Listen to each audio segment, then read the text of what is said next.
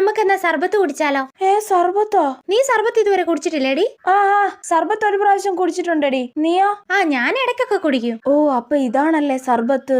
ഇത് കുടിക്കണോ? ഇതുവരെ കുടിച്ചിട്ടില്ലാത്ത സാധനമാ. ഇതിന് കുടിച്ച വയറിന് പണി കിട്ടുവോ? വീടിന്റെ അടുത്തെങ്ങാനും ആയിരുന്നെങ്കിൽ കുടിക്കായിരുന്നു. കൊറേ ദൂരെ യാത്ര ചെയ്യാനുള്ളതാ. റിസ്ക് എടുക്കണ്ട.